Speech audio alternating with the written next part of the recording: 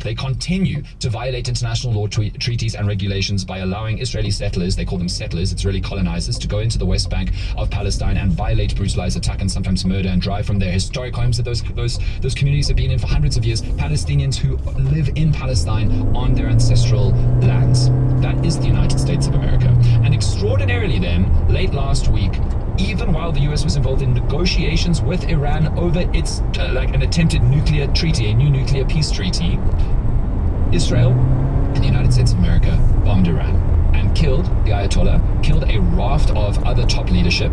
And we have now discovered, because the United States has admitted it, Secretary of State Marco Rubio yesterday admitted that the US heard that Israel were going to do this and decided to join in on the strikes to kill more people in Iran, including Israel/American bombs hitting a girls' primary school and killing over 100 innocent girls' school children in Iran. So if you're going to come to me and say now that Israel is still the most moral army in the world in spite of everything that's happening in Gaza and its surgical strikes that are only taking out military installations in Iran, that's nonsense. Again, it's blank, utter lies. They murdered over 100 schoolgirls, primary school girls. And the Americans have now admitted that they joined in on those Israeli strikes because they heard the Israelis were going to bomb Iran anyway.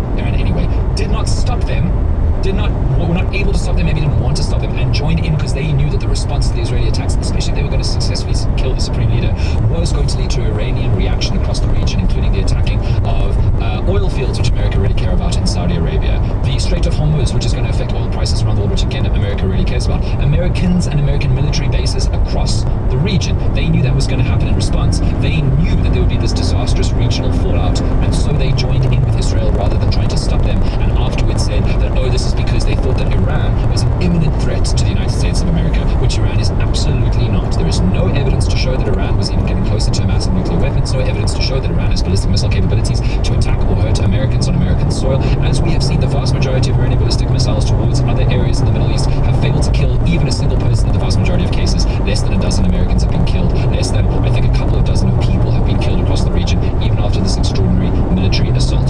So, the Americans just did what Israel told them to do, come hell or high water. Trump tried to say something bizarre like, oh, this is the moment where the Iranian people are going to rise up and overthrow like the Islamist, Iranian Revolutionary Guard Corps regime in Iran.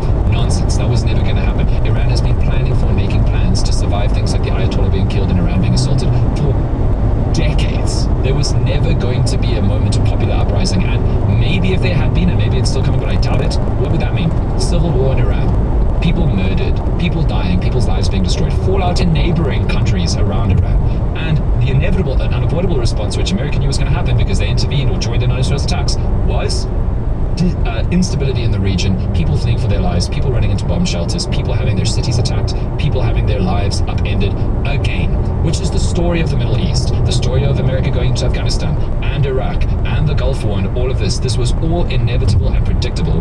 And now the Americans, particularly specifically Trump, is realizing what they've got themselves into, which I would hope they were smart enough to know because everyone else knew before they made this decision, this insane decision.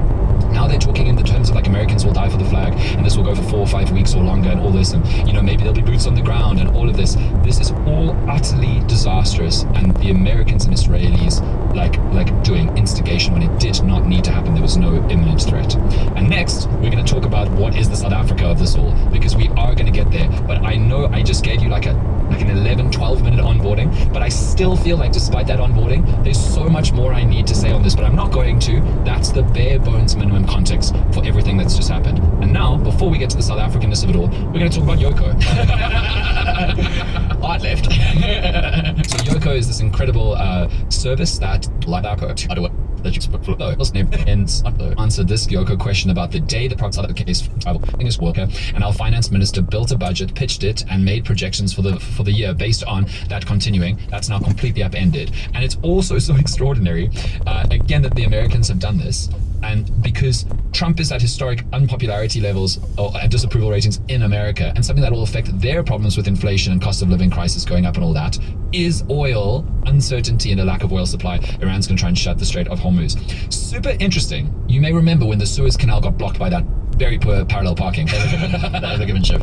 Yeah, and it's not parallel parking of that boat. If the Suez Canal, which is not in Iran, it's near Iran, but it's much closer, it's further south, it's around Egypt. If that has to get closed, or ships are too fearful of going through that canal because of the danger, the real and ever-present danger of bombings and war and fallout across the region, that means that direct access from the Mediterranean through to the Indian Ocean will be closed. And we have seen historically, like with the Evergreen ship, that when it's closed, they have to go around again in the old school way, past Cape Town and Durban and Richards Bay, all of our ports. All those ships have to take the far more expensive and onerous and long journey around Southern Africa. And I know our ports aren't in great condition right now and not particularly good at handling even the current traffic. Yeah, but the traffic literally might increase, and that might be a boon to South Africa's port system.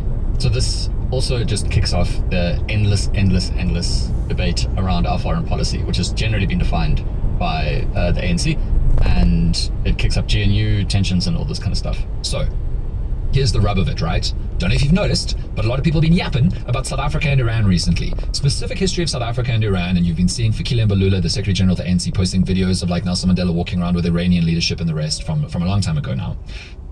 Is that the Iranian government supported the ANC in the anti-apartheid struggle. So set aside anything else you feel about Iran, and remember also that Israel supported the apartheid regime, including with military development, including with fleshing out the apartheid army. There is a historic allegiance that the ANC has as a freedom struggle movement, similarly to Russia, that entrenches them with Iran. And the ANC's foreign policy is broadly, we listen, we judge a little bit, but very quietly. We're not going to judge, we're very quiet. And the strategy from the ANC in terms of foreign policy for the longest time is we try to be friends with everybody. We've talked about this exhaustively on this show, about how the ANC in the vast majority of cases tries to be friends with the US and with Russia and with China and with a raft of other countries. That there are geopolitical reasons why they do that. South Africa is not in a position where we need to pick sides, nor is it in a position where it is helpful to pick sides, because on the random whims of a foreign leader, we could end up in a lot of trouble. If we had put all of our eggs in the US basket and then Trump had come along